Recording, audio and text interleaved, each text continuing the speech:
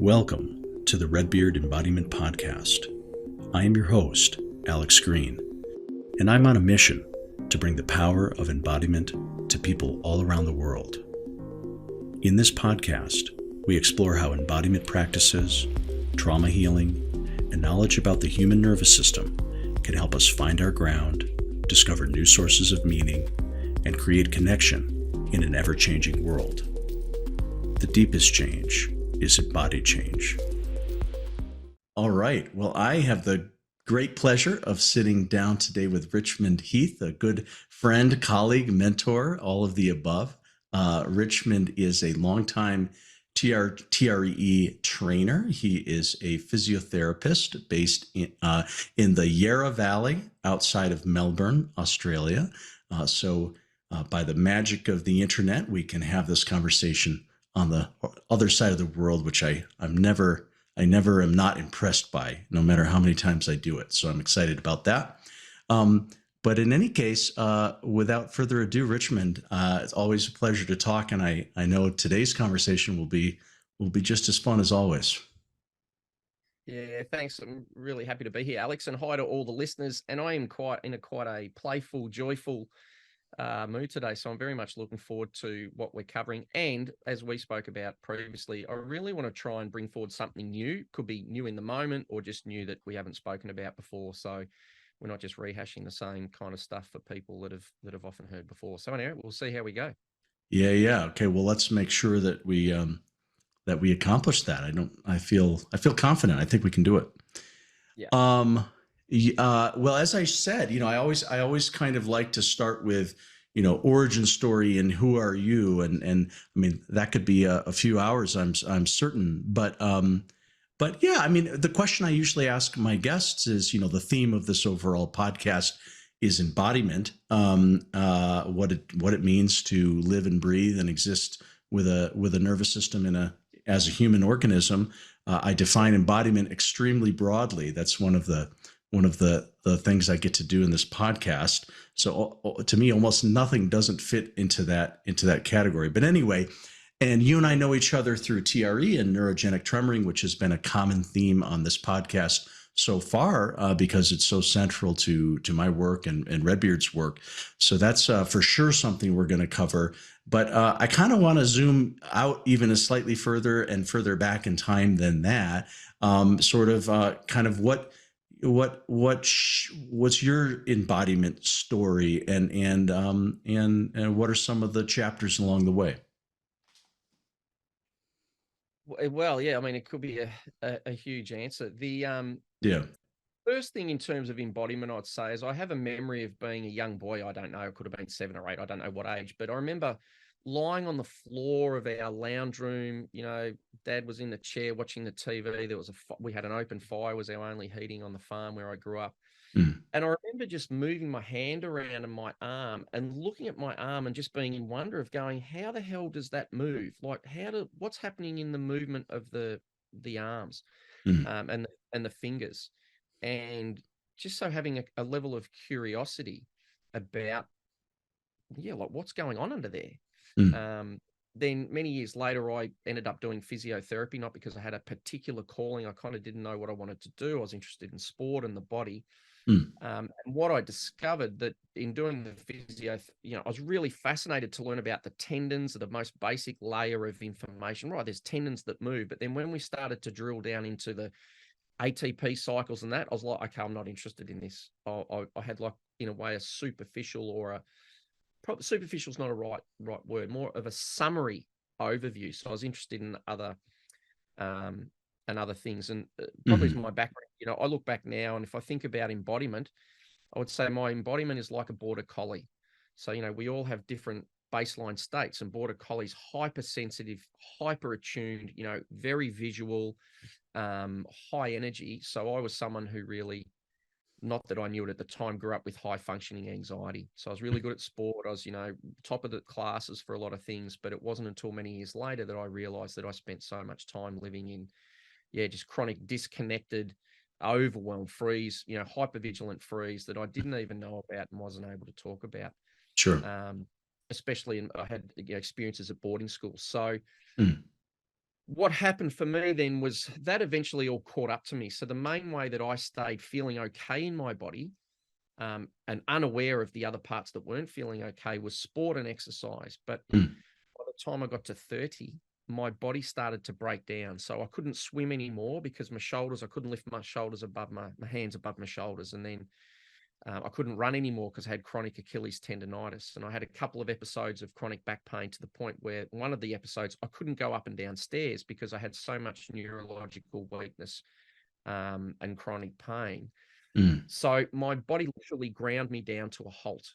And I remember calling one of my brothers and literally going, hey, Bill, I can't do the things I used to do to keep myself happy, which was exercise and movement.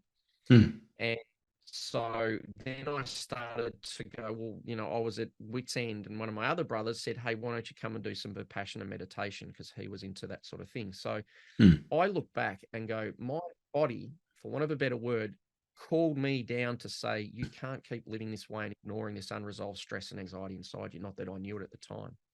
So I did a number of Vipassana meditation courses. And on the third one of those courses, as I was meditating, I noticed at one point when I was really in a very observational, neutral space, that my body slowly started to rock forwards. And I thought, that's really weird. I'm not doing that. And I just was in observing mode. So I let it happen. And then it got all the way forwards. And I thought, gee, I'm going to fall over. And then all of a sudden it sort of jolted. And then it slowly started to rock backwards. I'm thinking, this is extraordinary. I'm not doing this movement. And then it went most of the way back to the point that I thought I'd tip over. And then it went forwards. So there was this forwards, backwards, spontaneous movement that I was just fascinated by. So because you're not meant to move in this tradition, I snuck back into the meditation hall late at night. And I put my awareness in my right arm, and all of a sudden my right arm just started to spiral and move all on its own. And it felt amazing. Like it was within a little bit of time, it was up behind my head in ways that I hadn't been able to move it for, for a couple of years before. And then I put my awareness in both my arms, and they both started to move. And then I added my legs and my whole body. And then my whole body was just spinning around, moving into all these yoga poses, all these one shoulder stands. And there was this sort of opening and closing and these twisting patterns. And it just felt absolutely blissful. Like I couldn't describe this more ecstatic feeling of movement after living in a body that was so bound up and so painful for so long. And so in that moment, everything I'd been taught as a physiotherapist about strength training and about pain and about range of movement, it all went out the window, because I was going, none of that makes sense, that I can go from not being able to lift my hand above my shoulder to a few days later when I'd surrender my body and would roll around the floor. And then at one point I remember it had my legs up against the wall doing a one-handed handstand, and I could push my body weight up and down almost like just doing it in the air. So again, I'm going, how can you grow strength like that? So that was really my opening into spontaneous involuntary movement. Now, at the time, I had no model for that. Right. And also with that huge awakening, there was a whole lot of mental mania and chattering and, all that sort of stuff. And no one had a model or a culture to say, hey, this is what's happening. You need to do this or do this. The teachers were saying, just stop meditating. And I'm going, well, how can I stop being aware of myself? Like, this is ridiculous. And then it was quite funny. And I had a whole lot of, I still have some authority issues. So they're telling me, sit still, because part of the Vipassana meditation is stillness. Yeah. You've got to sit still. And so in my mind, I'm saying, well, hang on, you're telling me to sit still, but everything I'm hearing from the lectures from Goenkaji and Buddha is observe. So I'm going to go with Buddha. I'm just going to observe this. I'm not going to force myself to sit still. So that was really my first experience. But because I didn't have any framework or understanding, everyone's just like my family, like you've gone completely crazy. And I would say I've gone fairly crazy, but there was still a little bit of something else grounded within me. And so over a period of years, that kind of fell away. And just kind of disappeared. And it was seen as like, a bit of a manic episode in the Western sort of medical model. For me, there was always this deep sense of, I could talk for days and days and days about the experiences in my body and this awakening. Right. But it wasn't until a few years later, so I kind of just got aside. I used to meditate and let my body move because it felt great. But eventually it fell away over weeks, months, and years. Sure. The second step was I came across a book called, I think it's The Way to Vibrant Health by Alexander Lowen, and I picked it up off the side of the street. It was in a little box outside, out the front of a bookshelf. And I picked it up because there was an old man in a pair of like Speedo swimming trunks balancing a woman in a leotard, this old woman on her legs. And I was sort of thinking, oh, that's pretty funny. It makes me think of my partner and I when we're 90 years old. And I went home and read it. I started doing some of the exercises in there, including this leg open butterfly. And I had this little vibration in my legs in the middle of the night.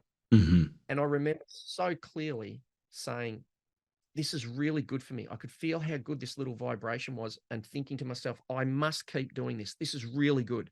Yeah. I did it the next night, and then I didn't do it. And then all of a sudden I forgot about it and I didn't do it. And then it wasn't until probably 6 months later that a friend gave me David Berceli's first TRE DVD, and I popped in the computer. I did some exercises, had these tiny little vibrations in my inner thigh, and I didn't think much of it. And then the next morning I woke up and I had a different body.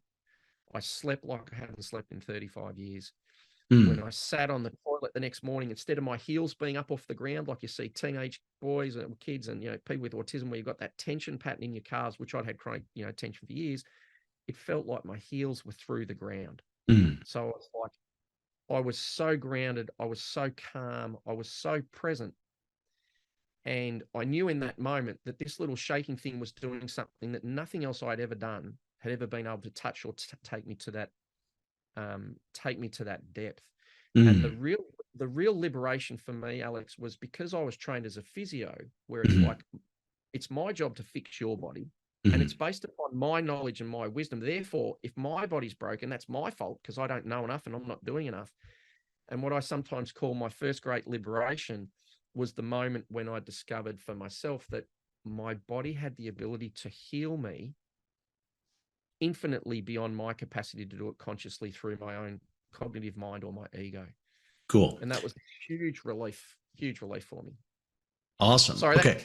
That's a long story. No. Anyway. Well, I mean, it's a short version of a much, much longer story, actually. Yeah. But I have a couple questions because one is, that early Vipassana experience where you're now you're meditating and some spontaneous movement is first with some subtlety and then later with some true dynamism emerged for you. And so what I'm gathering is that you didn't have what you said. I mean, your physio background, but so within that community, there was nobody could offer you some points of reference, or there was no precedent for this from your community there. No, look, and again, part of it was coming from me being in a real authority issues, wanting to push back and oppose what they were saying. So, if I had have stopped meditating, they would have said, stop meditating, calm those movements down. They're just a distraction. And I can understand that. I spoke with a Vipassana teacher recently, actually, 20 years later, saying, hey, I still want to have a chat about this stuff. Right. So I can see the benefit of sitting down and not getting distracted by the movements and getting attached to the pleasure. Right. I look back now, which I didn't understand at the time.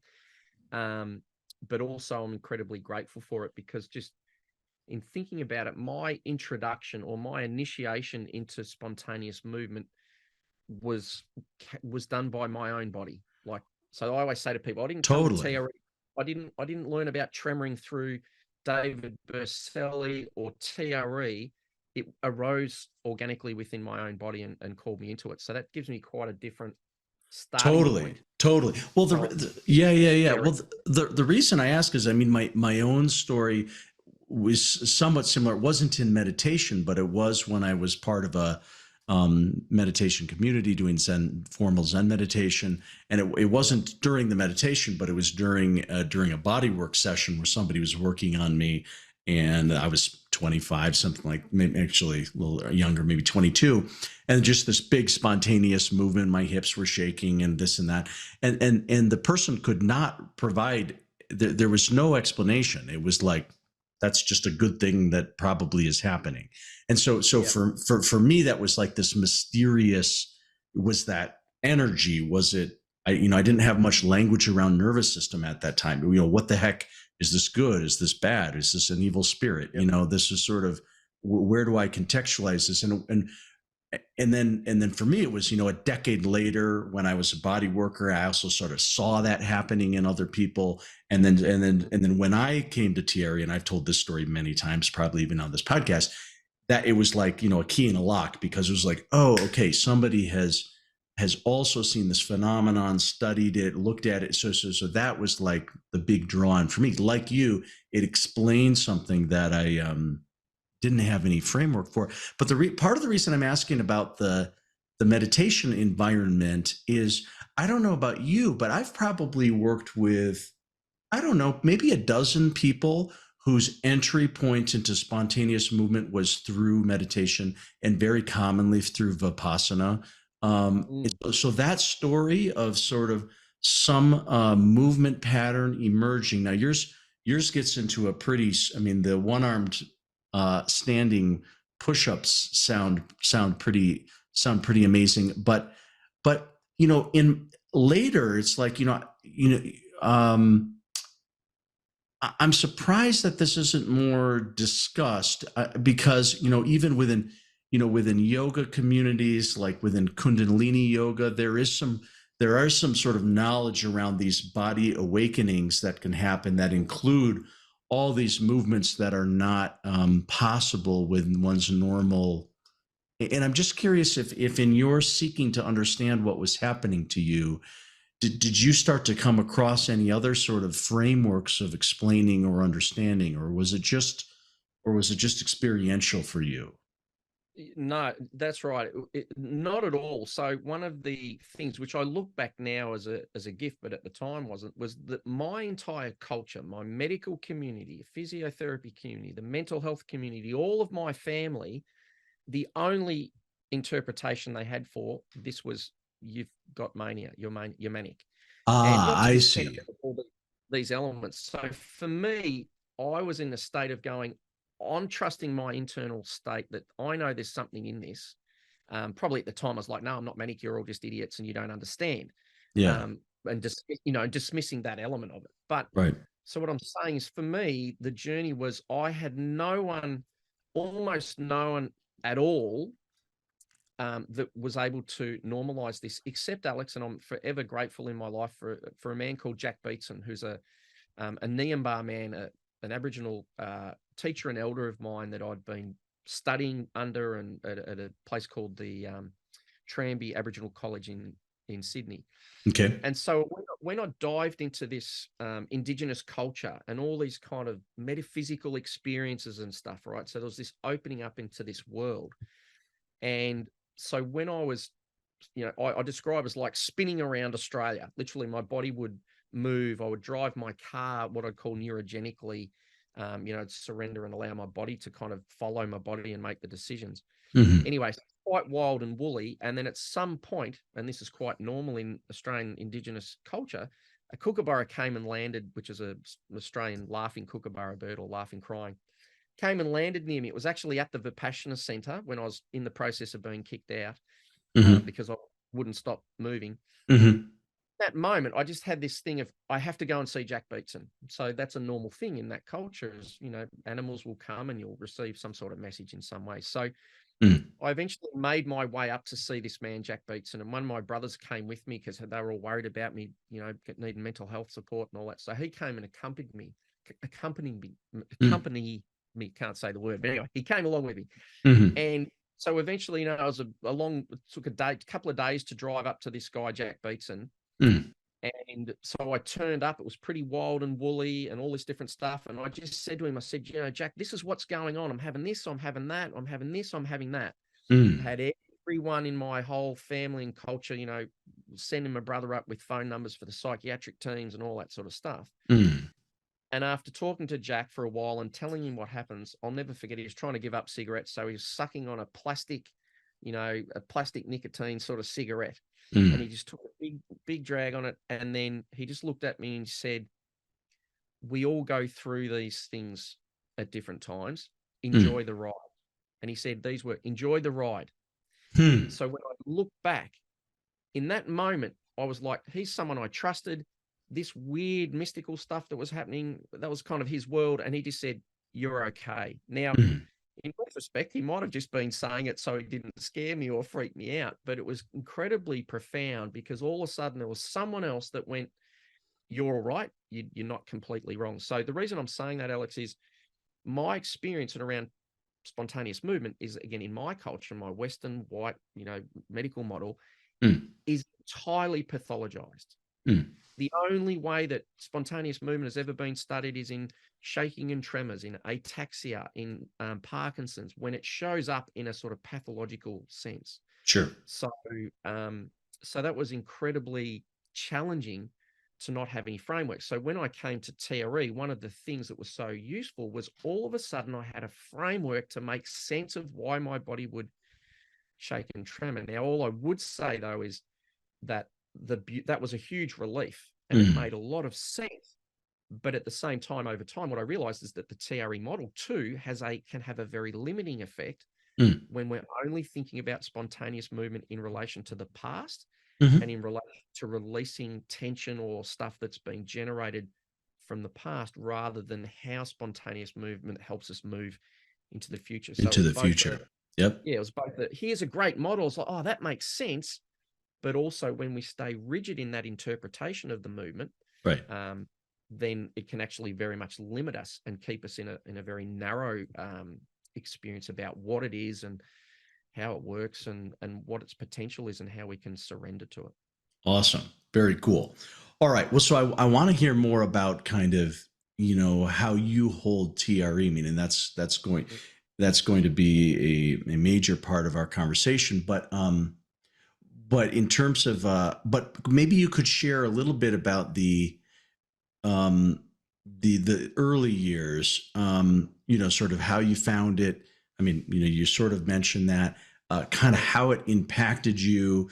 It impacted you sufficiently that you trained in it, began working with it. So I wonder if you could just sort of speak to those, that early period, and what you discovered and where you went with it. So look, the way I describe it is that for the first time in my life, again, someone with high functioning anxiety, highly sensitive, huge amount of physical tension in my body. I don't know, say I was 30 something. And at that point, my life was grinding down. I had a new child. I had a partner. I got to the point where I was doing a job 2 days a week as a physiotherapy assistant. So I wasn't even working as a physio because I just couldn't cope with the stress and the pressure of trying to provide for my family. So, my whole life was grinding down. And the way I describe it was that when I discovered this shaking, tremoring reflex, or TRE in this case, so a way of making sense of it and deliberately going into it, for the first time in my life, I had a healthy way to release the tension that was inside me. Okay. Up until that point, I had numbing techniques. Like, I was never really big into a lot of alcohol and drugs and that, but, drinking a little bit, but overeating, chocolate, doing all exercise, all ways to try and make myself feel better. But it would never actually release the deeper tension. And the only other way I had was, basically through sex or, sex or masturbating, which had a bit of, compulsivity about it. But it was the only thing that I could go, I can eat chocolate and kind of distract myself and feel better and watch TV or do whatever, but my body was still the same. Whereas through sex, I'd feel that sense of, some of that tension's gone. Discharge or relief. Yeah. That's right. Yeah. But it comes at a sense of exhaustion. Sure. And then all of a sudden I felt like for the first time in my life, I had a healthy pathway to that release from the physical tension in my body. So it was just instant relief. It also had just an instant effect on the state of my mind, because the state of our physiology, our minds generally, in my opinion, is an expression of the physiology underneath it. It's not that my mind's racing is not the problem. It's that my nervous system and my body's in a racing state. And so my mind reflects that. Sure. So I found at that time that, I would tremor and it would just switch my mind off into like instant satori and emptiness and presence. And it was really, really just extraordinary and I'd never been able to do that before. So the early months were full of just like, my God, everyone in the world needs to know this. This is the answer to everything. I'm, if I keep doing this, I'm just going to be like enlightened, not quite enlightened, but everything's going to be wonderful. Like, And what was fascinating was after a couple of months of tremoring, and I must have got David Berselli out to Australia to run some workshops, and might have been 6 months later or something, I was regularly tremoring. All of a sudden I noticed I started to have some anxiety about something. And up till that time, I'd been in bliss for like 6 months, a little bit panic, ungrounded, and just dissociated from whatever else was still in my body that I wasn't aware of. And I was calling David up because I was all worried and anxious because I was feeling anxious. And until this point, I'd just been tremoring. I felt no anxiety or anything. And I did a Zoom call and I just said, "Hey, David, this shit doesn't work. I'm feeling anxious again." And he just smiled. I'll never forget. He just smiled and kind of leaned into the camera with that smile. In that moment, I wanted to smash his head in. Right. You know, I want to say, "F you, David, don't be a..." But in that moment, what he was saying was going, Richmond, that the tremoring's not putting anxiety into you. It's not putting anything new. And that what's happening is you're coming in contact with deeper parts of yourself that previously you were just tremoring and so inflated with the joy and the relief, that now you're starting to connect with some of the unresolved patterns in the physiology. So that was a real transition. And a lot of us have that. The first experience is, "Oh my God, here's the relief valve. I've never had this, just pure relief." And we feel blissful. We have an experience of homeostasis and peace, and it's wonderful because we're just coming out of the chronic activation state that we're in, and our nervous system goes calm. Yeah. But then as we keep tremoring, and what's so magic about TRE is or any spontaneous movement form, I really like to be clear about this. TRE is just one model, and it's a Western story, like, Katsujon Undo in regenerative movement in Japan. You've got bioenergetic shaking in Bali. You've got the Kalahari Bushman. You've got all these different cultural things. So it's not about TRE. It's about this spontaneous movement. Sure. And what's wonderful about it is the body itself starts to take us on this journey where it's going to start to connect with parts of our body and patterns that are unresolved, that are unconnected, that have been carried and habituated in the body, because our organism has an innate impulse to bring us back to as much life as possible.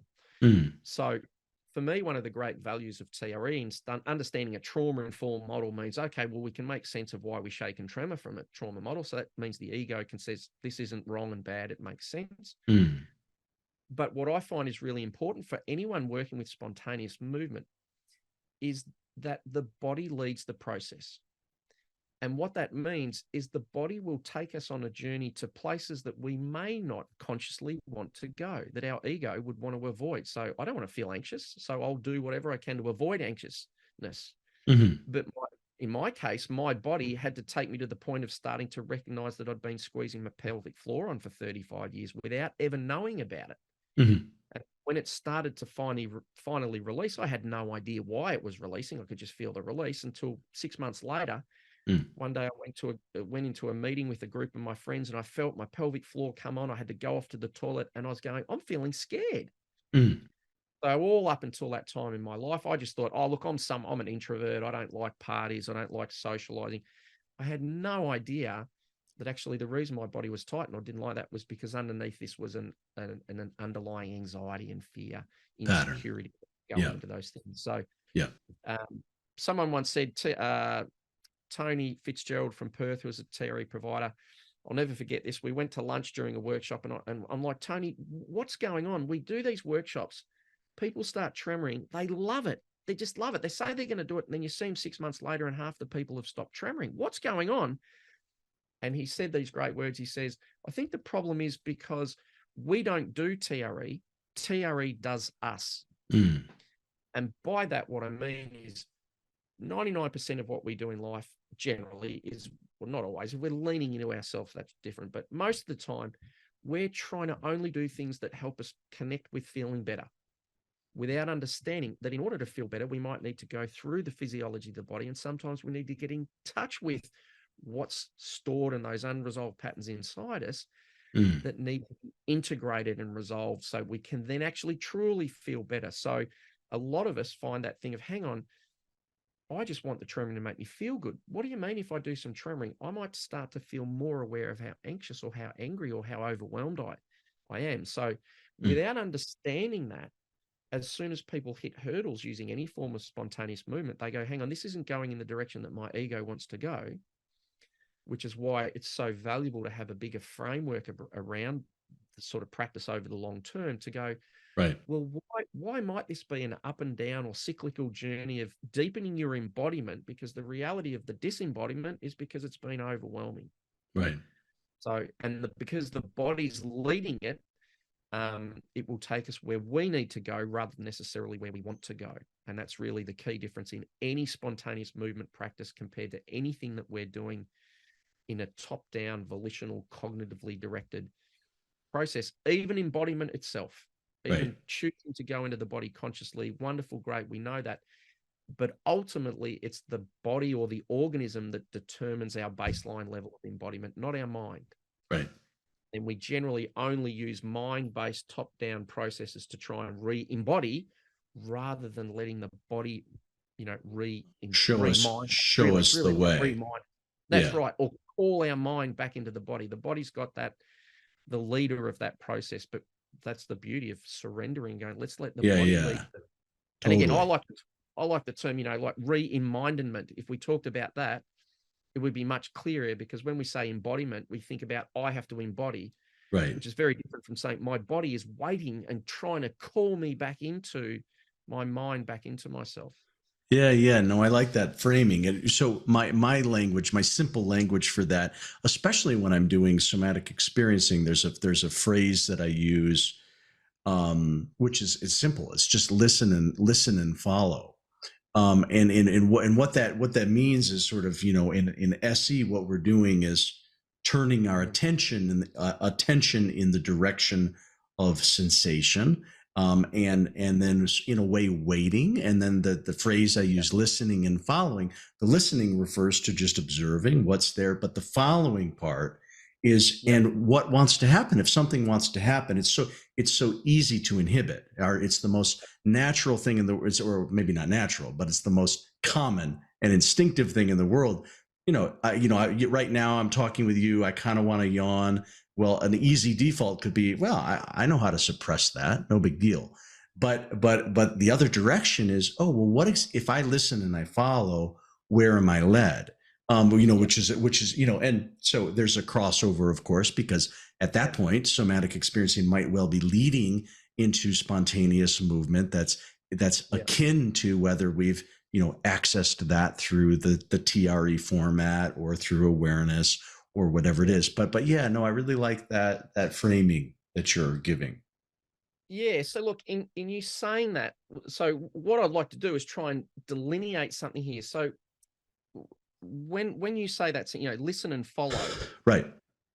what instantly came to me is that's quite a different experience from saying, let yourself fall into the body. Mm.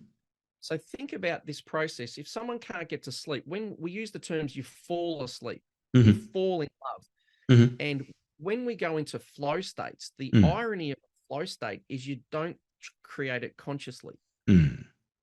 There's actually a process of letting go of what we're mindfully or consciously doing. Right.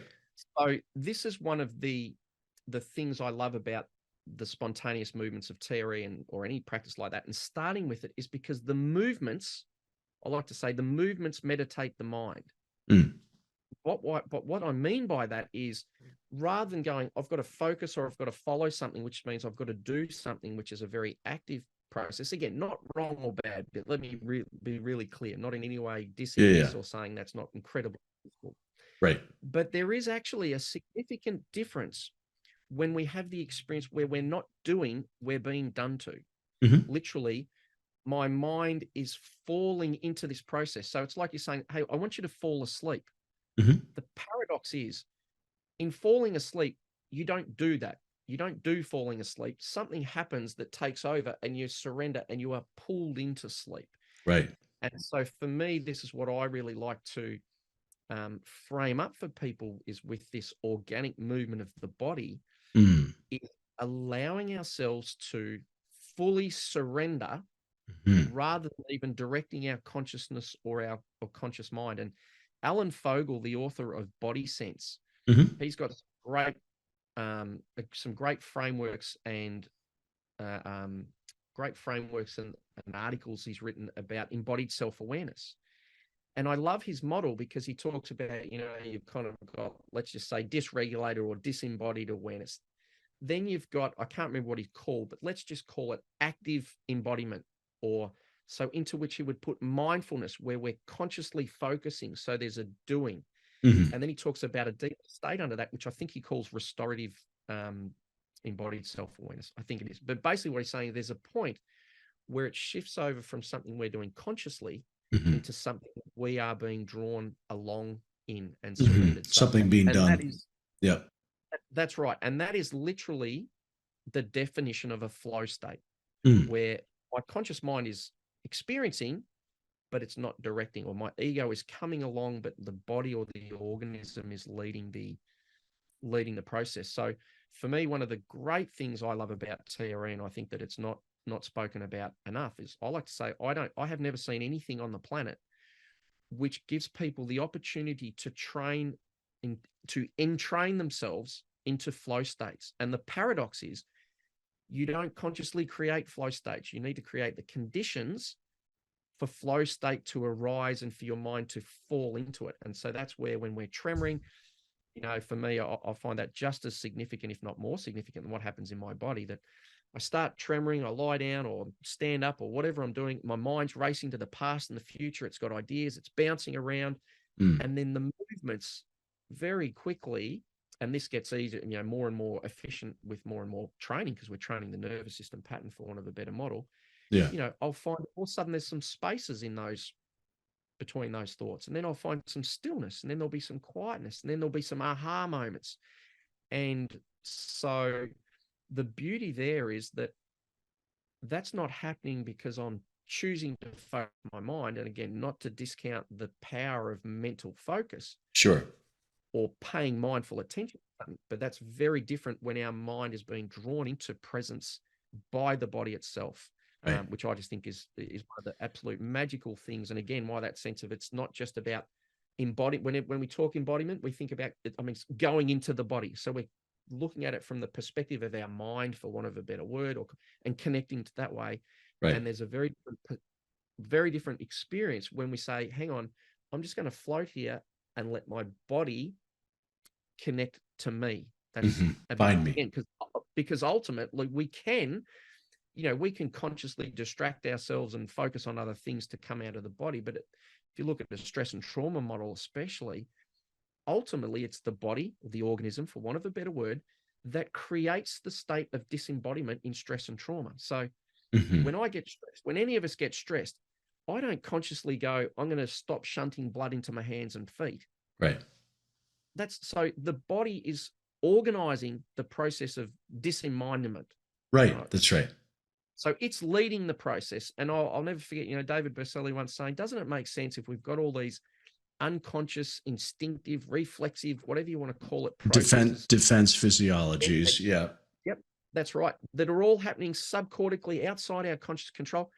Doesn't it make sense that the human organism would have evolved with similar processes to come out of that on the other side? Like, it's just it's just that simple. So when we look at the spontaneous movements, they are what's leading the process of the reconnection of the mind and the body. And there's infinite wisdom in that, well beyond what I can ever, what I can ever determine. Totally. So let me summarize. So that's my new phrase, is like, let yourself fall into the body. And again, it's not something you can do anyway. I might as well not say it. Just say, lie there and see what happens. And notice the experience that your mind is being pulled into your body by the body itself, or more beautifully, welcomed home back into the body. Yeah. It's interesting. It's interesting. What I'm reminded of is something. Okay, this was, I don't know, this is going back 10 years or more. In the early days of when I even was finding TRE, and a big thing for me at that time, still now, but especially then, was participating regularly in Zen retreats and then meditation retreats. And we started to develop a format, not sort of the traditional form, but it was for business leaders. So we kind of, it was, and so because of the audience who were sort of, they weren't going to come stay at the temple for 3 weeks or longer or whatever. So it was it was an opportunity to be a bit more creative in, what do we bring to bear? And, there was still the basics of sitting meditation and the Zen tradition and all of that. And we ran these for a few years regularly. And then, I had been exposed to TRE, and I had already been doing some body stuff, but then TRE came in, and we would do it for the first day or two each evening, and these were usually 4-day programs. Most of these were beginning meditators, and what myself and the teacher, the head instructor, Ginny Whitelaw, what we came to recognize was, like, after we did, we would do TRE, and then we'd sit around and we'd hear, we'd go for a share.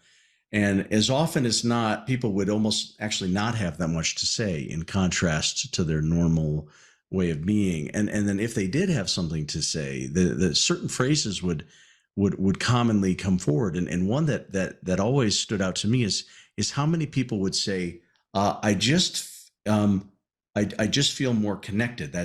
I heard that word time and time again. And so sometimes I would probably correct, connected to what? Well, connected here, but also somehow connected to here, referring to the group, somehow more connected.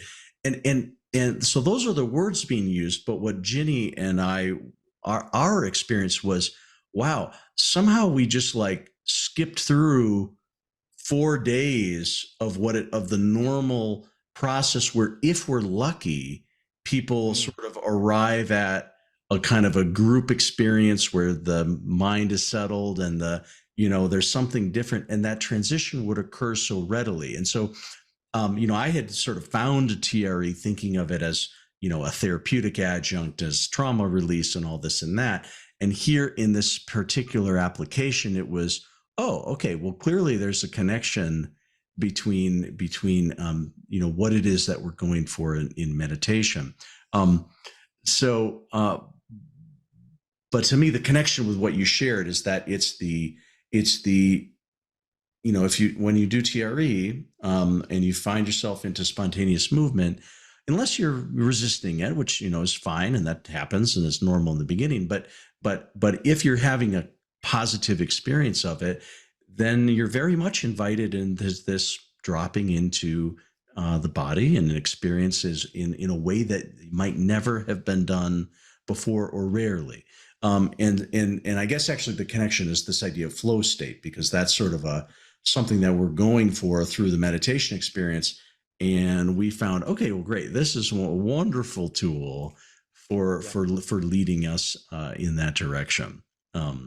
So anyway, I love that. Yeah. Oh, yeah. No, look, I completely agree. And what comes immediately to mind. So again, this is the thing for me about TRE, right, is we're just creating a new modern language called neuroscience to explain an ancient experience that people all around the world know about, understand, and explain in different ways. So, the practice that comes to mind for me is Wu Wei, the art of non-doing.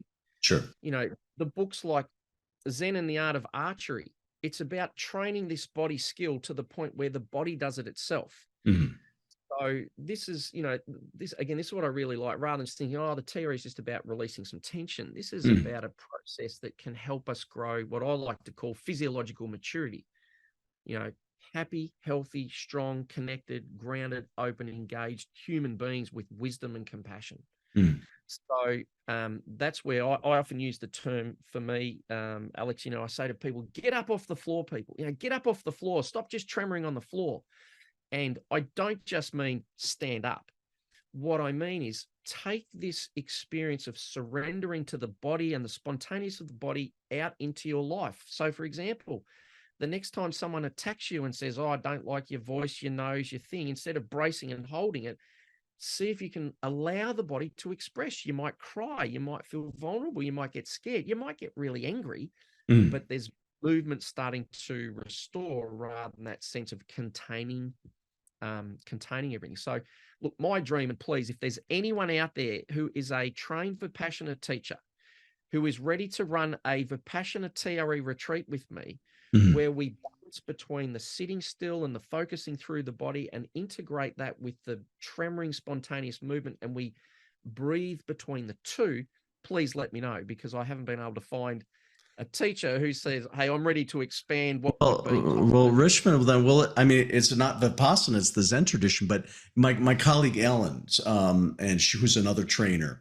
That's pre-pandemic. That's what we were doing. We called it There you go. somatic Zen was the name for our retreats, and some of them were 3 days and some were longer.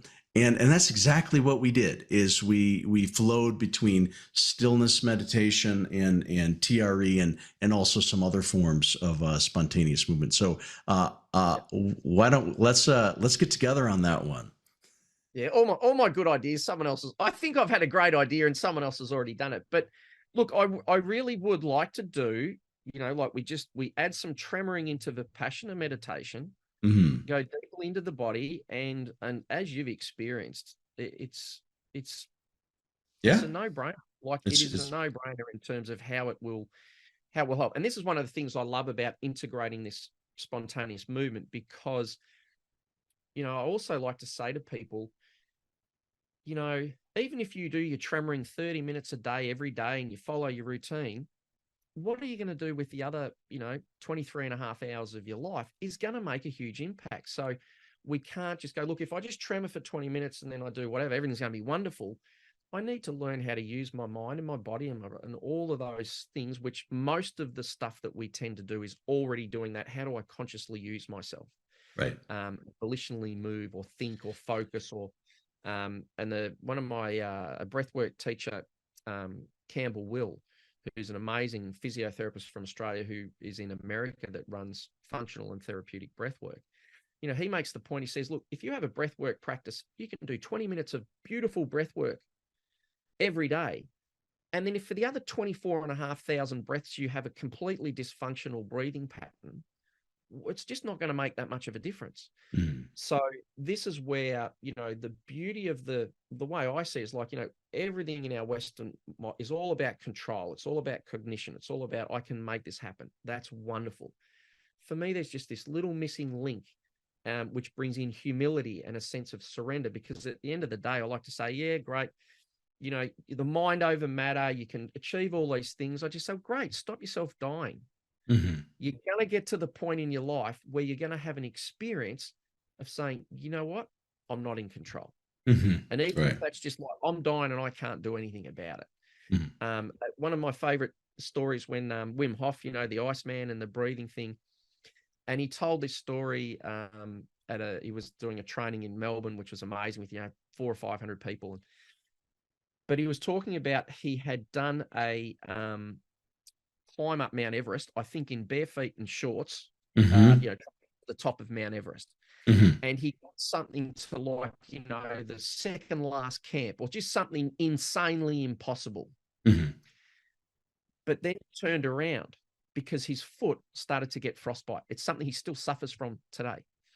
And in that moment, that was the most significant moment for me, because in amongst all this extraordinary human potential, Yep. there was all of a sudden this point of said, hang on, that's my limit. There's a limit and there's something beyond that. So I found that incredibly significant, because often in our Western world, it's all about, you can do it, you deserve it, you're the best, you can make it happen. And again, not to discount all of that kind of stuff. You're in control. People talk about, you're manifesting the universe, or, all that sort of stuff. There's some great wisdom and power and stuff in that. But at the same time, that's a very young understanding of life that hasn't incorporated the humility of, hang on, there's stuff outside my control, and I need to learn when to push, when to let go, when to surrender, when to pull, all of those things. Yeah. In a Western culture, we don't do that. We don't learn that, because in traditional cultures, especially for males, women who are giving birth are going through that life and death experience, and they have to go into that humility and vulnerability. In what I know of the traditional cultures, Indigenous Australians and Native American stuff that I've been involved in, that a lot of the initiation for young boys was taking to the point where they had an experience that they were not in control, Mm-hmm. that there was something bigger, stronger than them that could kill them. So they learnt humility and that place of, yes, there's certain things I can do, there's certain things I can create, but ultimately it's all coming through the grace of, the spirit, God, the universe, whatever you want Right. to say. Experiences of And surrender. Yeah. correct. And so for me, this is where I see the magic of using spontaneous movement. I say this all the time to people. If you're using TRE or any other spontaneous movement process, if you are not in a perpetual state of healing and growth, you have not got what this process is offering you, which is not just about I'm the same person and my shoulders a bit more free, but I'm actually growing maturity as a human being, both mentally, physically, emotionally, spiritually, in all aspects of it. And that's what really excites me is about it, is it takes people on this journey of healing and growth. And it's just so profound, but it doesn't have to be life-changingly dramatic, and it can be a slow, graceful, it can be an up and down thing, but it can be it's like just, getting into the river of the flow of the river of, healing and growth. And as you say, primarily that comes through reconnecting with our body, or let me say being reconnected with our body, because we allow our body to call us back into itself.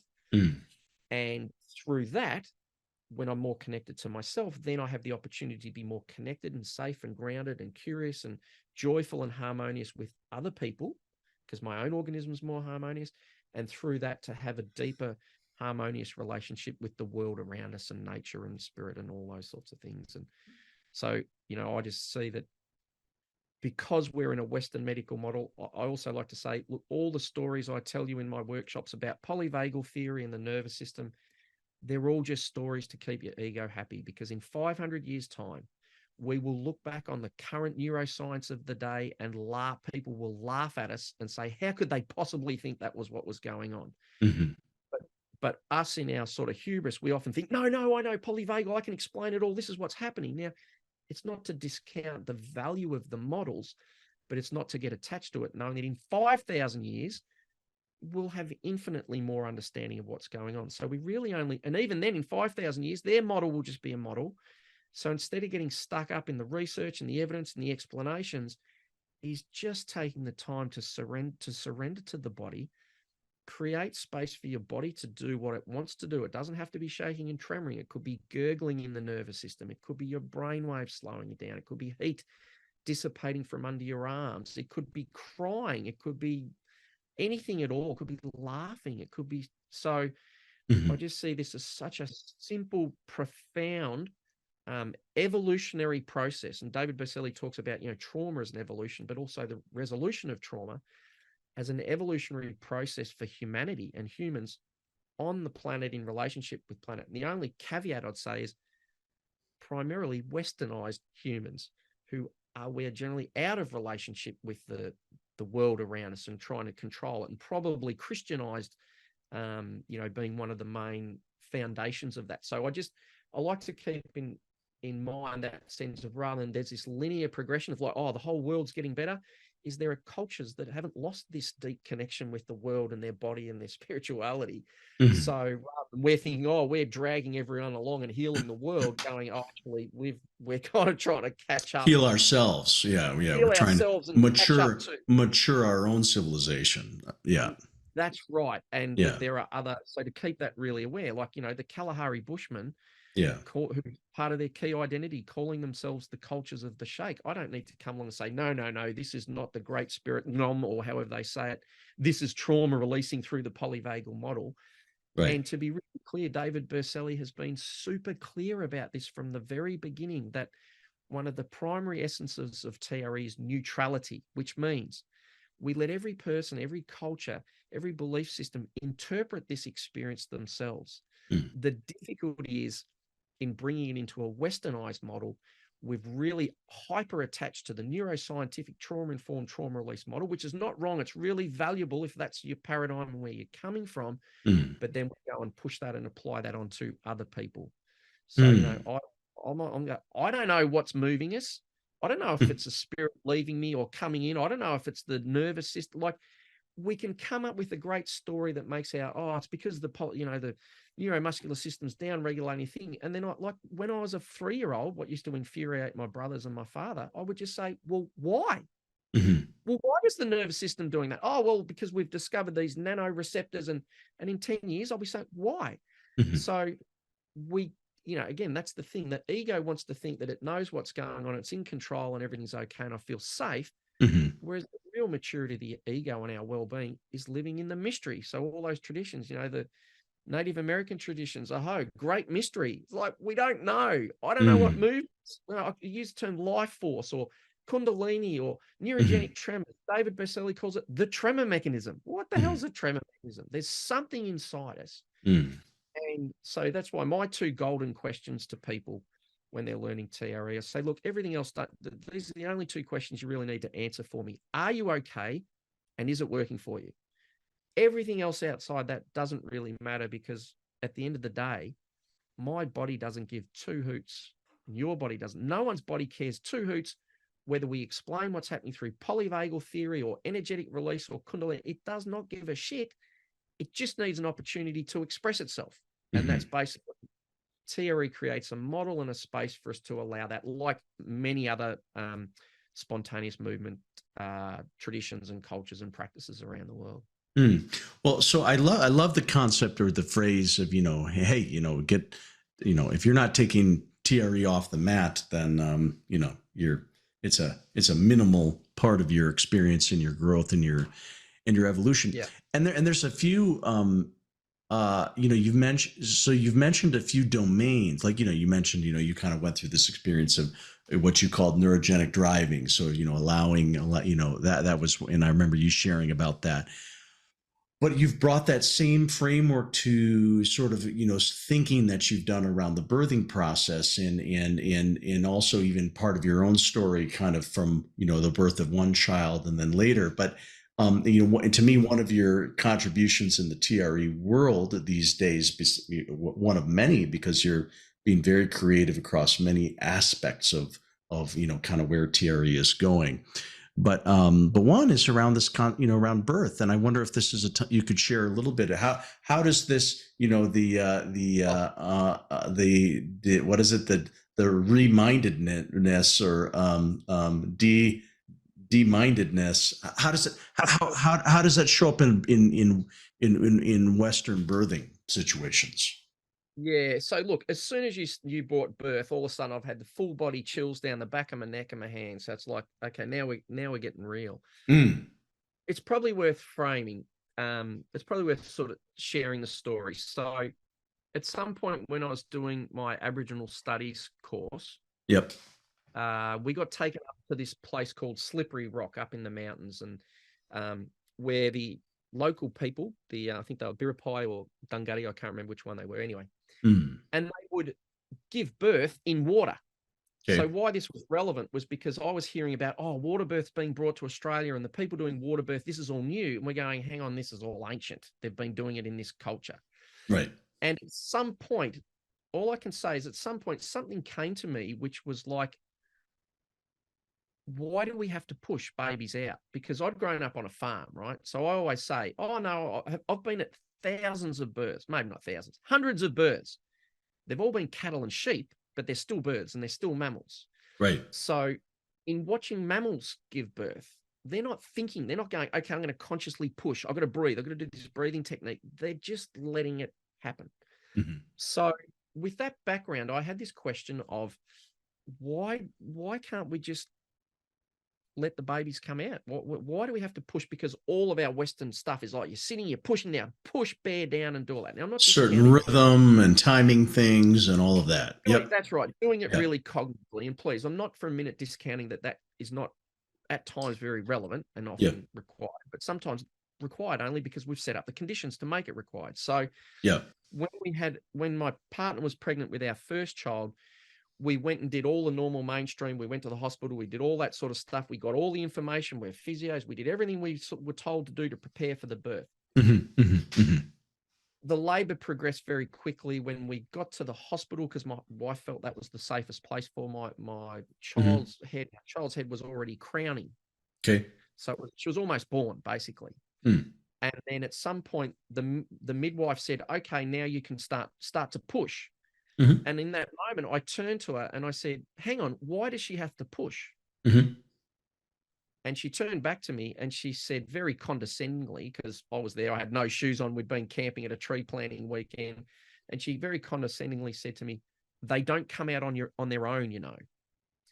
So what I did was I started, right. So I went into the mode we've all been told. So come on, darling, push, you know, all that sort of stuff. Long story short, it completely stopped the labor. The contraction stopped. My daughter was crowned for 3 or 4 hours. You know, everything went through the roof down, the normal thing, couldn't find a heartbeat, all that sort of stuff. Like everything shut down in that moment. So it was a horrendous life or death situation.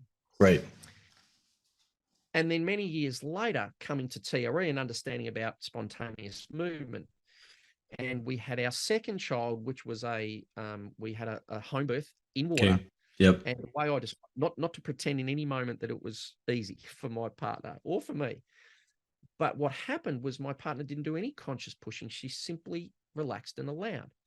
And the way I used to explain it to people before I learned TRE and I was teaching Pilates, whenever a pregnant woman came in, I would say to you, okay, here's your homework.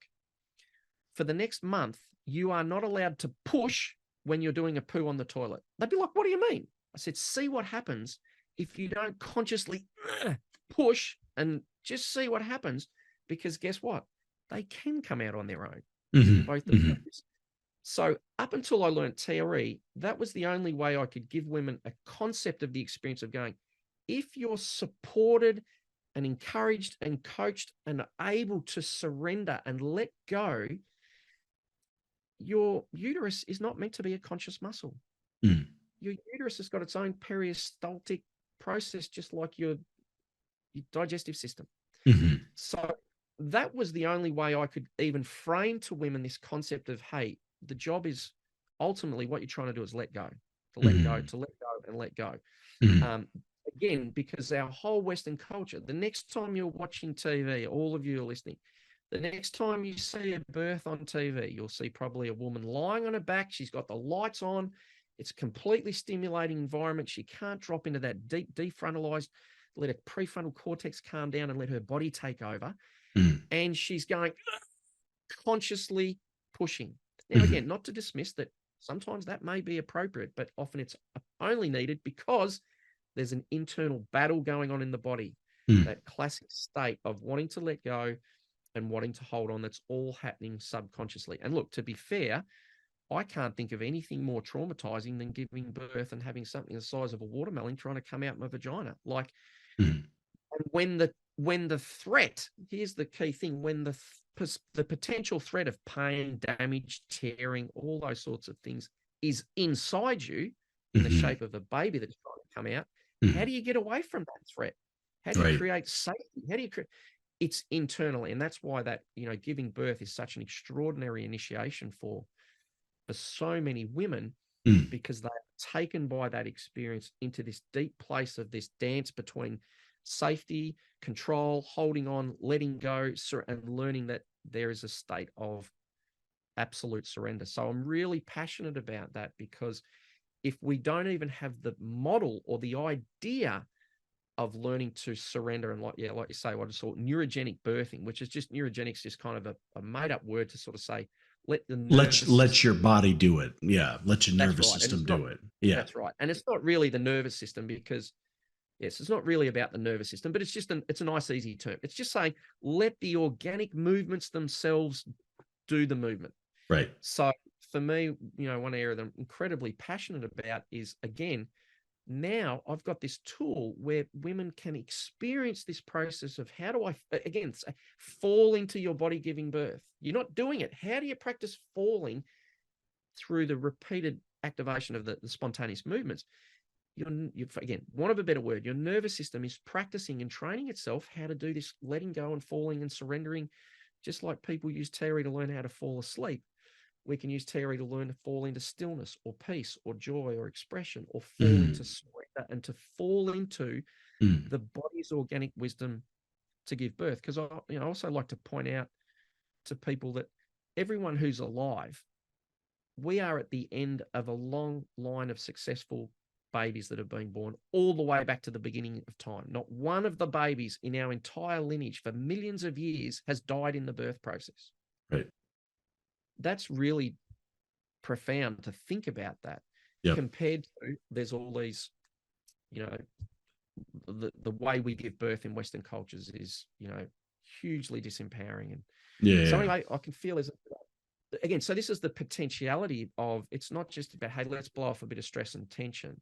And you know, if what we know about the imprinting in the nervous system, again, for want of a better word, or the body, that, you know, our brainstem, our limbic system, those systems in our body that register danger and fear and responses to stress and trauma, they are all online in utero. Our body is having these life and death terror experiences. We're not consciously experiencing it. So the way we give birth, you know, if we can help transition the way we give birth, will have a huge impact on the state of the health and well-being and the mental health of people in our society.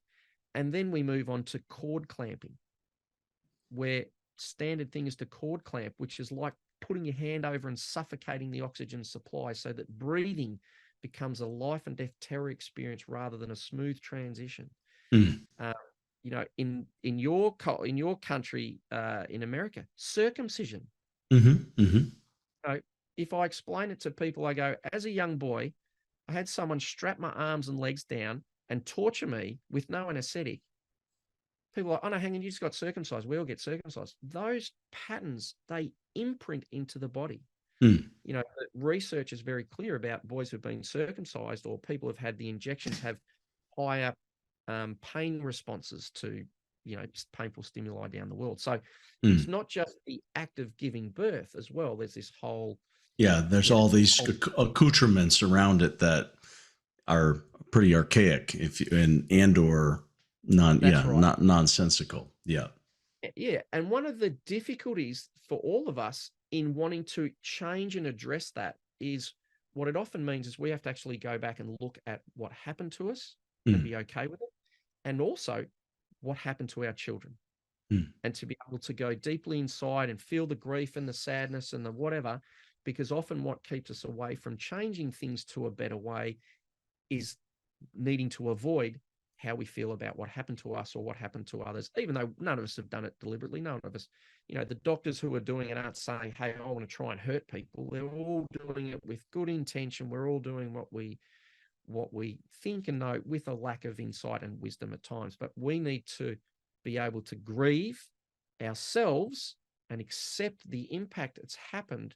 And this is where it gets really profound. And for me, this is, you know, grief. I'll never forget the woman who wrote the book Trauma Through a Child's Eyes, the Maggie Klein, who works with Peter Levine in traumatic experiencing. I attended a workshop of hers in Australia many years ago, and I'll never forget this part. There's lots of amazing stuff, but this part where she talked about the difference between shock and grief. And she said, you can have grief without shock, but you can't have shock without grief. And by that, what she means is, shock is the process of, like all trauma, is about immobility, embracing and holding. Grief is a process that has its natural ebbs and flows. There's movement. There's moments of like if we think about death of a loved one, there's moments of joy, celebration, then there's sadness and loss. But there's a fluctuating movement between the two, just like the breath in and out, whereas shock is actually the immobilizing and the containment of that movement. Yeah. So now, why, I can't remember why was I telling you that? I've got no idea why I was telling you that now. Maggie Klein, something with children. Yeah. It's titled. Okay, so much. Here's something. There's another amazing woman called something Wanganeen. I think it's Rosie Wanganeen in Australia, and she's an Indigenous woman, and she's started a whole institute in that called Griefology. And let me throw this out to everyone who works in the field of trauma. What would happen if we just changed the word trauma to grief? Wow, I've got some unresolved grief. Wow, I've been griefed. I don't know how you would say that. Wow, what I'm trying to do is to resolve my grief. Now, I'm not for a minute suggesting that's the answer or it's the only thing, but it's an interesting thought experiment. When we talk about trauma, it's like there's this element of deep grief, because we can't have shock or trauma without grief, whether it's the loss of part of our body or our relationship or our identity or our sense that the world's wonderful, because when we're little Safe. kids, Yep. everything's safe, and we have to go through that process of grieving that to live in the mystery of the unsafety. So we're not desperately seeking safety all the time. We're like, there's going to be safe. You know what? I'm going to die. I'm not going to be safe when I die. We've got to get over. The sooner I can get over that idea that life's only okay when I'm safe, the better. So again, just think about that. What happens if we started talking about grief? Oh yeah, I'm a grief therapist. Yeah, I do somatic work with people to help them resolve their grief. Wow, I've got post-grief syndrome. Such a profound, it's just a shift. Anyway, now I like that. I like that. I'm going to noodle that one. Okay, let me bring one last piece back in. And ultimately, the grief is in the body. Let's just say that. And it's not in the body, it's a state of the body. Yeah, it's a state. I like to say to people, trauma is a verb. Yeah. Shock, it's something the body is doing in the moment. Yeah. It's active, like a software program that's running, rather than the idea of trauma is a noun. Oh, it's something that's stuck in my bucket and I've got to tip it out. Right. No, it's a verb. So, yeah. And that's and that's the grief. And then one last thing, David Berceli, well, one of the great things about the body is being incorporated, a trauma-informed world starting to spread through the Western world, and the role of the body starting to get incorporated. But I'll never forget David saying these great words to me one day. We were talking about stuff, and he says, yeah, trauma's in the body, but so is safety. Underneath the trauma responses, deeper in the body. So we often only dive into the body and we hit all the stuff without being more deeply connected to the groundedness and the solidity and the safety that's already inside us. And then when we look at the movements of TRE, and Stephen Porges, who came to our global summit a few years ago, he's like, oh yeah, TRE is like a neural exercise, getting the body to let go of its defenses. Great. And then we talk a lot about creating the conditions of safety. We've got to create safety so the body can do this. What happens if we started to recognize that instead of saying it's tremors that are moving us, it's actually the safety that's moving us? The movement is an expression of safety. Sharon Mullen, a TRE provider in Australia, just said these great words once. She's like, if you're shaking, you're safe. Your body is letting you know it's over. It's time to go into recovery mode. It's over. So we tend to think, I need to create safety in order to shake, rather than going, the shaking is the safety. Once you get into that and you drop into that, you go, what's moving me? Safety is moving me. When we uncouple our fear around the movement, or the fear of, if I don't consciously regulate this, it's going to get out of control, which is just people who haven't actually yet found that connection to what this movement response is, which is the safety inside them moving them. So there's a falling away of the need to consciously regulate everything or titrate stuff or pendulate stuff, because there's a deep inner knowing and connection that this is the safety moving me. Yeah. No, I see the distinction you're making. And so, because you're right that we can use, and my bias is much more along your lines, but I almost, when I use the word safety in trauma work, I almost always mean it in the felt sense of safety, the experience of safety, not the some external factor that's creating that safety. I mean, sure, if you're working with highly, the principle of titration or pendulation from SE, with a very volatile nervous system, yeah, you better have some ability in certain circumstances to work with that. So to me, there's a place for that structure of creating safety in that sense of the word. But to me, a much more important concept of safety is the experience of safety. When I have new clients, I often will use the phrase to say, our job is to, what I'd like to do here in our work is to become a connoisseur of what safety means for your particular nervous system. It's like, in detail, what allows for the experience of safety, and then therefore expression, and in whether that's emotional through movement, whatever it is. So I really resonate with that safety is an inside experience, not something that we need to externally mandate. But Can I go out on a limb? Can I go out on a limb here? Can I stick my neck out? Be on a limb. Be on a limb. So this is my experience. So when I first started TRE and I was doing that, I'd have to regulate people. I'd have to check in and make sure they're okay. Yeah. What I'm going to try and say this is the moment when we feel we need to have cognitively directed tools to help regulate a volatile nervous system is the point at which the limit of our own connection to our internal safety has been lost. Let me say that again. The moment when I feel I have to cognitively do something to regulate the other person's nervous system is the moment when I have just lost connection with the internal grounded safety inside me. Mm. Because I've gone from I'm here, I'm present, I'm with the body, I'm safe, they're safe, this is all safe, everything's safe. We come out of our body into a cognitive model, a therapeutic model, which says now we need to do this cognitively. Yeah. So this is and now, to be clear, that doesn't mean we don't do those things, because if we don't, the person's going to freak out. But what we then do is we attribute that the lack of safety or the volatility and the need to consciously regulate people comes because that's very dangerous, that shaking or that tremoring or that nervous system, because we've lost our connection to the innate safety within it.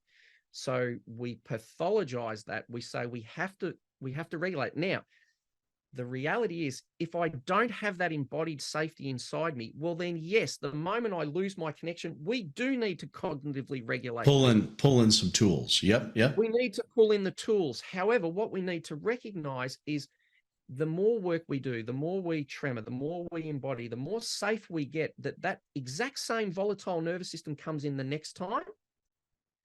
You might find that you can stay present to that person, with that person, and a little bit less use of the tools are required. Yeah, absolutely. So there's a progression. And what happens is we get stuck focusing on volatile nervous system. I've got to have all my tools. Totally. And we lose the effect of going, the only reason I need tools is because I'm not grounded and solid and connected enough in my own body. People say, if someone's teaching TRE and they flood or they overwhelm, they go, oh, that's because their nervous system's so dysregulated. They're only flooding and freezing or going overwhelmed, which happens very rarely, by the way, because their nervous system is neuroceptively assessing the truth of the solidity and grounded in my nervous system or not. So they're reflecting that some part of me that I'm not even aware of is actually not 100% feeling confident and safe. And they externally reflect that. And then we project it onto them, the technique, the tremors, and it gives us a chance to ignore our own bodied reality of whether we're, what's going on inside of us. And anyway. Yeah. Well, I've stuck my neck out. Now I need to recover. I like you being on the limb. I like you on the limb. Yeah. I like it because I find myself both fully agreeing. There's something there that I find myself I feel some disagreement, or maybe not disagreement, but what comes to my own mind is the concept of a spectrum, and it's like we're identifying two possibilities, and one end of a spectrum is one that I see a lot with students. It's part of the process of cultivating TRE providers. So one end of a spectrum that I hate, it jars my nervous system, is that hypervigilant, that the lack of safety here in the provider, exactly as you say, that's what's in the room, that's what's projecting. It's somehow it's their problem, not, that they're not safe enough. So I'm in 1,000,000,000% agreement around what's wrong when we swing to that end of a spectrum. There's a lack of trust in the provider's neurophysiology. There's a lack of trust in the person's neurobiology, their own capacity. So it's really palpable to me when we hit that end of the spectrum. And so you're making you're positing a claim which I maybe believe, which is that it doesn't matter who you're with, whatever, no matter what the circumstances, that if you, the provider, stays anchored in presence and safety and doesn't disconnect, then that there will that an outcome of okayness and a direction towards processing will happen. And I like that. I like that as a theory. It's sort of like saying, because people ask the question all the time, well, we watch these videos about animals tremoring, and in one tremoring session, they seem to go from shit, I almost just got killed, to okay, I'm going to rejoin the herd and I'm a happy little camper. And the question often comes, why can't we just? Why is that not always possible for humans? Now, coming back into your proposed thought, the idea is that, well, maybe that is possible, and the only limitation to that is when somebody's preconceived ideas, whether it's the provider or their own ability to stay connected to safety and regulation, or something with the person. Now, where my little bit of disagreement comes, so I like it in principle, and part of the reason I like it is because I'm a big believer in that the journey of capacity building in ourselves as providers is so massively important, and it's definitely never ending, and that you can experience. It's the reason people work with horses, and because you can experience when another nervous system is giving off the conditions for creating safety. And I've met humans who not necessarily trained therapeutically, who emanate just a profound degree of safety. And so part of me is thinking maybe Richmond is right, that with sufficient safety maintaining, that there's no limit on what can be contained without recourse to like you say, cognitive models around titrating or this or that. I'm also realizing how esoteric our conversation is becoming, but that's okay. I thought you were disagreeing with me, and you started agreeing with me again. Well, because I always have to agree before I disagree.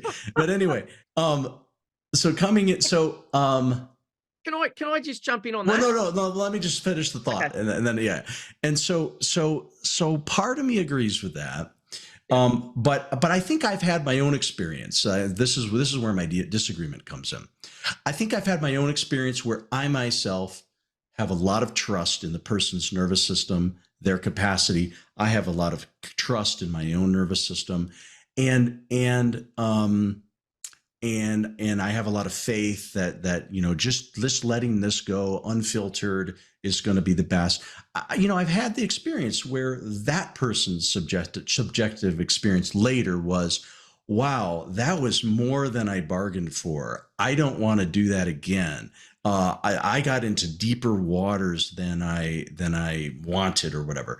And because I've had that experience, my own philosophy has shifted a little bit, in the sense of what I commonly say to my clients is like, listen, I care what happens today. I want you to have a beautiful, powerful, healing experience today. And I don't have any attachment to that happening today. And more than I care about today, what I really care about is like the next few months. I'd like to see what happens in your nervous system. Oh, and so let's not have the idea that somehow this heroic experience is the only authentic way to have a healing process. So that's my pushback, I suppose. Yeah.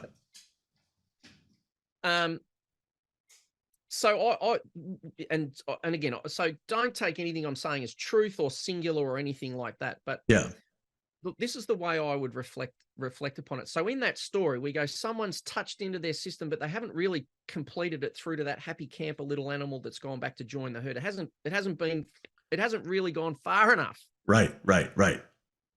So think about it like this, right? We're all sitting here now. We can all remember a client probably that got overwhelmed or got out of control. Now, this is the definition of trauma. Something happened. It was hard to integrate. Therefore, I need to do this to prevent that from ever happening again.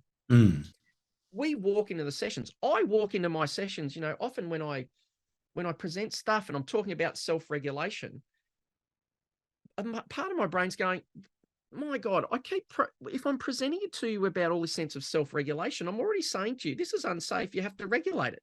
Right. And the key thing here is not to then go, oh, I believe it's safe, therefore I'm just going to do it everything unfiltered. Right. But it's the reality of recognizing that spectrum of going, gee, if I notice the progression in my own nervous system, that same client who comes in and let's say they get to 95 out of 100 intensity, we'll just make up some figure. If I notice this progression and I'm aware that part of the reason they're getting to 95% of intensity and not resolving it is because of my system, can I take an open mind and an open body into the next session? And when that person gets to 95% to see if it's slightly different. Mm-hmm. Mm-hmm. Because what we do is we say, no, we've got to prevent that. Mm-hmm. And we miss the opportunity rather than saying we've got unlimited capacity. I would say we've got huge potential that we're not aware of. So for me, what I'm wearing is over time, my capacity to allow people's bodies to move and do more. And ironically, the more solid and grounded I get, the more movement happens with less resistance and less bracing at the same time. So it's less dramatic, more moves more gracefully and more easily. So, you know, I remember doing a session with David Berselli, filming it when he first came out to Australia, and this guy's body would start laughing. He'd be like, and then it would turn into this massive rage and like an explosion. Mm. And I was filming him and I was feeling really calm and it was amazing. It's just, and then the guy would go back into laughing and David's laughing. It was the most extraordinary session. But I remember thinking, if David wasn't here and I was doing this session, I would be absolutely shitting myself because I've never seen anything like this. Mm. So what I'm saying is what I notice is the progression in my own physiology. Mm. There's a video, chronic pain researcher, Laura Mosley, who has, I don't know if in other countries you have dim sims. So, you know, like in Australia, we have dim sims, must come from Chinese culture, which is like a little meat, like a little momo in Tibet, or like a little... like a dumpling? Yeah, like a dumpling, right? Mm-hmm. So they're called dim sims in Australia, DIMSIM. And he has a great model where he talks about, in terms of chronic pain, he talks about this dim sim model, the danger in me and the safety in me, like on a set of scales. Mm-hmm. And so what we're doing is we're gradually growing more safety in me and less danger in me. Mm. But when we're not aware of that, we have a difficult experience with a client. It gets scary for us, gets scary for them. Mm. We come up into our intellect. We go back into cognitive regulation. I've got to make sure that never happens again. And so then we start to translate our past experience onto the future. And in so doing, we start to limit the opportunity for a different experience in the future. And that's kind of the definition of what trauma is. Mm. You behave a certain way to make sure what happened in the past didn't happen. So I'm not saying we just all sit back and let go and do whatever. We have to honor the reality of where we are in the moment. And the moment when we start to lose our groundedness, we need to stop the person. I always say to TRE providers, but it goes for anyone working with the nervous system, you know, somatic experiencing, somatic psychotherapy. I say we're like driving instructors in the passenger seat of the car that someone's driving. The point when I get scared and it's too fast coming around the corner, I need to look after me. I need to stop. Now, that's not saying that process is too dangerous. That's my capacity right here, right now, and not to ever discount that. So we need to be humble and honor. Theoretically, yes, if I am just super embodied and trusting and grounded, and of course, and you know, you sort of said staying connected to myself. Here's coming back the full circle is that's not a cognitive reality. It's not a cognitive. Sorry, it's not ultimately determined by my cognition. I can stay calm. The fact that I even need to think that I have to stay calm is already a sign that I'm not calm. That's right. I would say to people, when you feel that, let yourself feel that movement. Let that fear be. Let yourself feel that anxiety. And in that moment, you either need to say, too much, we need to stop. Or what happens for me is often I'll go, oh, I can feel myself. I'm feeling scared. Do I need to stop this person? Do I need to stop me? Something inside me will either go, yep, take action, or no, it's too much for me. My system doesn't have the capacity. And so the reason I'm so passionate about that is we stop projecting out onto the model, onto the tremor mechanism as being not safe, because those little happy camper mammals don't have the thing of, if you do this, it's going to be dangerous because Sally got hurt. They're just going, I don't even think about it. Whereas with our cognition, and then when we create therapeutic models, to regulate the tremoring or the spontaneous movements, we are walking into that session, embodying danger. Because we've already come in prepared going, I've got to do all this stuff to make sure nothing goes wrong. We're already embodying, we're conveying that neuroceptively to our clients. And then we have this self-sourcing forward feedback loop pudding where we go, oh, and the client got overwhelmed. Lucky I had those tools so I could prevent them without going, hang on, the reason they got overwhelmed was because I'm bloody scared. And I need these tools. And again, it's not to discount that we don't need the tools, but it's about this ongoing journey. Because once we start to recognize which way am I heading, wow, I'm getting more grounded. I'm getting more safe. More stuff is moving with less drama. Then I go into the session with the idea that the next session is probably, not always, who knows, is probably going to have more groundedness, more safety. And I have more embodied sense to just allow and let go. And again, that's not a cognitive process. But when people are tremoring or do anything, I always say, if you're consciously regulating your breath, if you need to slow your breath down or make it deep or shut, that's already a sign that you're already beyond calm. Stop, have a break. So this is what I'm saying. It's not about saying the tremors are safe, just do it, because I did that for the first few years because that's what David Berceli told me. And then people would get overwhelmed and I'd try and make sense of it because I was in a dorsal vagal, disconnected from the other part of me, like blind faith. That's very different from going theoretically, conceptually, intellectually. If I am truly in my deep sense of connection, that's got nothing to do with me consciously doing that. That's just the reality of my organism.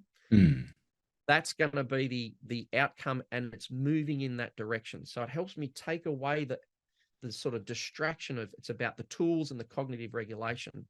So I like to use the terms. I did for TRE providers, at least. I've got a masterclass. I think it's called Regulation in TRE or something, but I use a polyvagal model and I'm going, when we're children, we're co-regulating. We're dependent on borrowing safety from other systems. Right. Then we often come to TRE or whatever, and we start to self-regulate, which means we consciously regulate and create safety. Sure. But below, there's a state that I like to call auto-regulation, although I think that term's used somewhere else. Way, yeah. Where we actually let go of needing to regulate our conscious mind. And that's the point where the real magic happens, because we start to get into a state where we can be in our body, in our experience. We can move out of that focused external, driving the doing into the being. And it's the dance between those two states that, really is the ultimate dance of life and the mystery that we have, both the happy times as well as the grief, as well as the trauma, as well as the immobility, getting into just that experience of like being moved. I love it. I hope I've left enough space for the disagreement to be true as well, because it's like yin and yang. There's always, there's an extra piece or there's an extra thing. So please, in hearing that, don't go, oh, that's the singular truth of it. But there's always going to be something. And yeah, so I just really encourage listeners, those of you who are providers or therapists, just to take on board that sense of that as your system, as my system gets more grounded, as I'm more embodied, not consciously embodying and staying present, but as the organic, spontaneous nature of the body is to have us in a more grounded, more mature physiological place. Be open to noticing how in times when previously you would have shut the session down or stopped it or regulated, you might have a bit of fear rising, but there's something else inside you which lets you, and then you start to see people get through that next little hurdle. And then you, right, wow, I can see where this is heading. I just have to keep. And how do you become more embodied in a way? Well, there's lots of things I can do. I just have to relax and let go. I just have to keep relaxing and let go. So that for me, ultimately, when we, I talk to the people that I train in TRE, is that just as when we lie on the ground and we tremor and our bodies move spontaneously, I say, do I tell you how to control your body movements? No. Do I tell you how to control your mind? No. Let your mind go. Let it all go. In the same way, I invite people to facilitate TRE neurogenically, by which I mean stop coming into it with all the theories and all the knowledge and all that. drop into your being and allow your organism to move you, is the way Dave would say. You know, it's my Mm-hmm. organism responds to your organism. So Right. whereas we tend to hold the therapist space and I've got to be conscious and I've got to regulate and I've got to, versus saying, just relax, flow, surrender, and allow your organism or your body to lead and be in communication with the other. Now, that's wonderful in theory, but as David Berceli famously said, you know, we heal or we grow or we generate safety or we re-embody at the rate of the body, not at the rate of the ego. So we're doing everything we can to get more embodied and get more safe, but ultimately it's going to be led and determined by the organic wisdom of the body, which is why creating space in your day-to-day life to allow the body to lead that process, to re-embody, to reconnect, to revitalize, to re-energize. That is why it's so valuable, whether you do that through TRE or Katsujunundo or you know, somatic experiencing or body psychotherapy or shaking at yoga or Kundalini, or allowing ourselves to follow the body. That's why it's so magic and profound. Richmond, I can hardly imagine a better ambassador for the I like your, I love the words, I love the flow that you apply to this whole body of work. What if we finish with, is there anything timely? Is there anything our audience should know about current activities, special projects? In the show notes, I'll put where, you know, people can connect to TRE Australia, of course. But yeah, anything you want to mention that's just sort of Yeah. So so what I would mention is where I'm at the moment in terms of my career and different things. There's a few things. One is the breath. This breath work teacher saying the breath is the remote control of the nervous system. So there's the spontaneous movement, the passive part, the active part. I just think the breathing and not just necessarily holotropic breath work or conscious connected, not all the hyper stuff. That's got its place. But just following the breath is really important. But look, probably ultimately is I'm at the state of I'm 52, I'm starting to get old. My youngest child's still only got a year or two of school. So I'm looking to travel and share my experience, my knowledge, my learnings, and not so much just about teaching that, but creating opportunities for people to have these embodied experiences and move that way. So if you're especially if you're a TRE trainer or a TRE provider, I'm now looking to start to run, you know, Australia, we call them deep and develop training retreats. So we can really dive into this. And the reason we call them deepen and develop, because it's about deepening our own connection to our own body, not just necessarily theoretically, but just working with each other and having groups of people work with each other as providers. So that not only informs our understanding of the way we work with TRE and other people's bodies, but it actually is ultimately that's what's carrying the depth of the work. You know, that's why David Berceli is so good at what he does. And I said to someone on the weekend at a training, I said, you know, who taught David Berceli how to read and follow the body and work with the tremors? No one. It was his experience. So that's what I see my job is, you know, opening some doors, opening some windows to like, hey, consider that you might hit the same level of intensity with someone, and this time you might not be as scared and they might get through. So it's just opening that up, but then it's about allowing people opportunities to have those experiences. So basically, I'm looking for people, you know, to pull together groups of TRE providers, especially, but if there's other networks of people, and hoping to come to North America sometime next year. So, oh, great. I'm desperately, so I just need groups of people who are open and interested and want to hear stuff and want to explore stuff together, and get into that space. So that's probably the main thing that's hot for me. I'm looking for those opportunities because I'm probably not going to live forever. So I need to get out and about. Get out there and shake and move with folks. I love that. Well, Richmond, this has been a big pleasure. So here's a question for you. On a scale of 1 to 10, how to what extent did we achieve our mission of maybe bringing something new forward in this conversation? Do you think? Well, something definitely did come forward. So we got 100% for bringing it forwards. I would say about 7 out of 10, which in a TRE world would be just about Perfect. Perfect. We hit the sweet spot. I love that. The sweet spot. Yeah, beautiful. All right, great. Thank you, Richmond. Pleasure. Thanks for having me. Thanks for listening to today's episode of the Redbeard Embodiment Podcast. To learn more, visit us at redbeardsomatictherapy.com or send me an email at alex@redbeardsomatictherapy.com. If today's conversation resonated with you, help spread the word by subscribing and sharing with others. Hope to see you next time.